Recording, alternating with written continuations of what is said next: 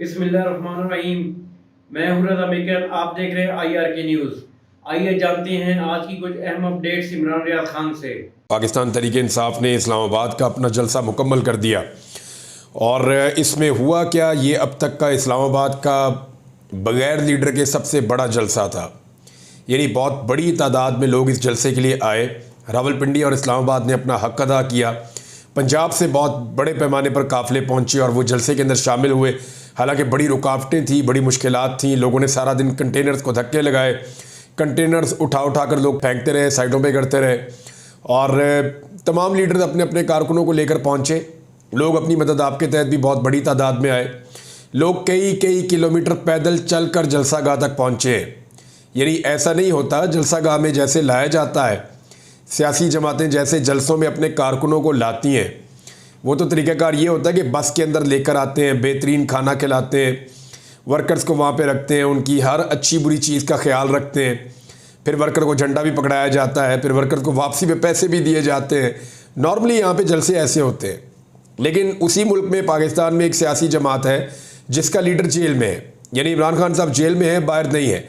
इसके बावजूद वो लोगों को कहते हैं कि पहुँचो, एक जलसा करना है, और लोग बहुत बड़ी तादाद में पहुँच जाते हैं पाकिस्तान के मुख्तलिफ इलाकों से वफाकी दारुल-हुकूमत इस्लामाबाद में।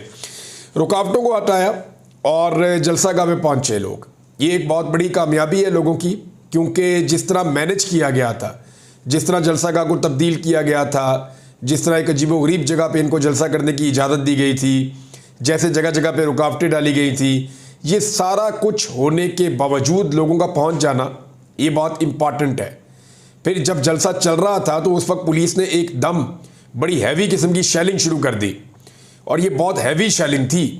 यानी चंद मिनटों में ही बहुत ज़बरदस्त किस्म की शेलिंग की गई और उसको मीडिया ने फौरी तौर पे रिपोर्ट किया। रीज़न क्या हुआ मैं आपको बताता हूँ। लेकिन पंजाब में GT रोड में जो मनाज़र आ रहे थे वो ये थे कि किलोमीटरों तक गाड़ियों के काफ़िले थे, जबकि खैबर पख्तूनख्वा से जो सबसे बड़ा काफ़िला पहुँचा, जिसको अली अमीन गंडापुर साहब लीड कर रहे थे, वो काफ़िला पूरी तरह पिंडाल में पहुँच ही नहीं सका। यानी काफ़िले का सिर्फ आगे वाला हिस्सा पिंडाल में आया। उमर अयूब साहब के बकौल ये कोई बहुत लंबा 50-60 किलोमीटर लंबा काफ़िला था, लेकिन फिर भी जो ऐनी शाहिदीन है उनके मुताबिक किलोमीटरों पे तो ये काफ़िला फैला हुआ था। अब वो जो इतना बड़ा काफ़िला है उसमें अली अमीन गंडापुर साहब को जैसे पहुंचाया गया जलसा गाह में, वो भी एक बड़ा मुश्किल काम था। लेकिन इस काफ़िले का 10% भी पिंडाल के अंदर मौजूद नहीं रह सका।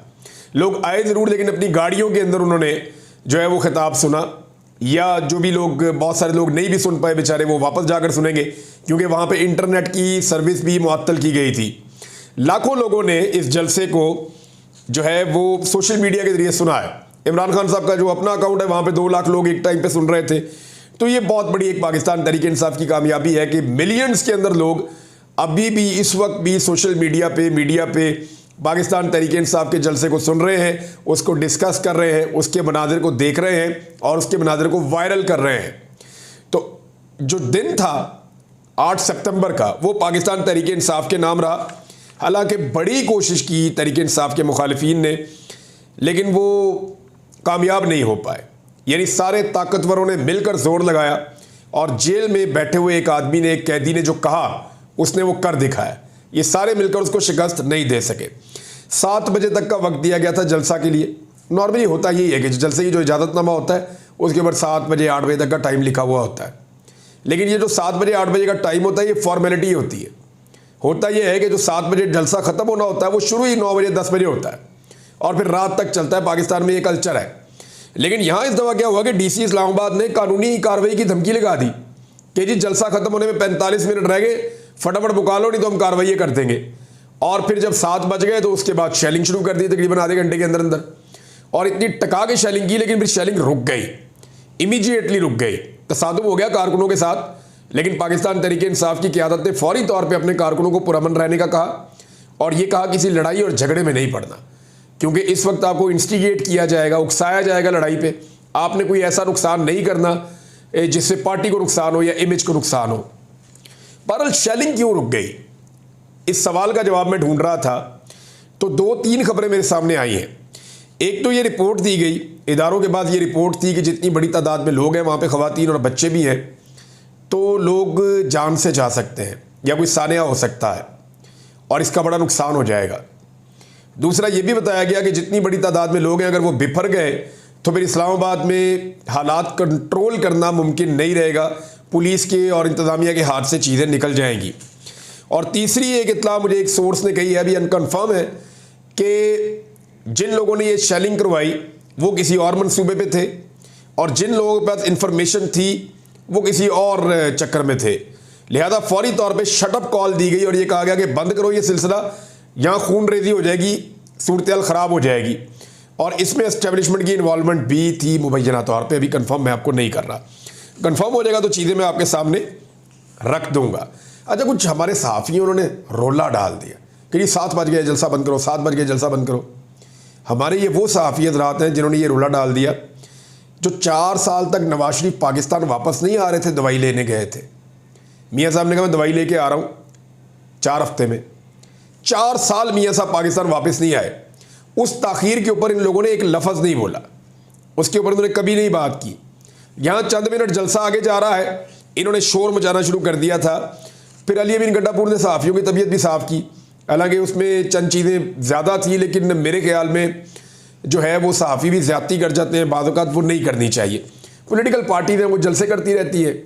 मैंने देखा कुछ लोग ऐसे रो पिट रहे थे जैसे पता नहीं उनका कोई ज़ाती नुकसान हो रहा है। भाई आज इमरान खान ने जलसा किया, हो सकता है कल कोई और पॉलिटिकल पार्टी जलसा कर दे। कल जो है वो मजहबी जमातों ने जलसा किया था, फिर आइंदा मजहबी जमातें जलसा कर देंगी। थोड़े दिन पहले तरीके लब्बैक के लोग आके बैठे हुए थे इस्लामाबाद में, किसी को तकलीफ नहीं हुई। जमात इस्लामी ने धरना दिया, किसी को तकलीफ नहीं हुई। तो पाकिस्तान तहरीक इंसाफ का जो जलसा है वो चंद मिनट आगे चला जाए तो उसके ऊपर चंद मिनट में ही रोला डालना इन्होंने शुरू कर दिया था। अच्छा नाज़रीन, इस जलसे में जो है पाकिस्तान तहरीक इंसाफ के तकरीबन जितने भी दस्तयाब लीडर्स हैं उन तमाम ने तकारीर की है। ख़ास तौर पे लोग बड़े जज्बाती हो गए जब मुराद सईद ने तकरीर की। मुराद सईद मौजूद तो नहीं थे, वो नामालूम मकाम पर हैं, लेकिन उन्होंने ग्रीन कलर के बैकग्राउंड के साथ एक तकरीर की और वो तकरीर जलसे वाली तो नहीं थी लेकिन उनका खिताब था। उन्होंने लोगों को कुछ चीज़ें बताई और लोगों के साथ बातचीत की।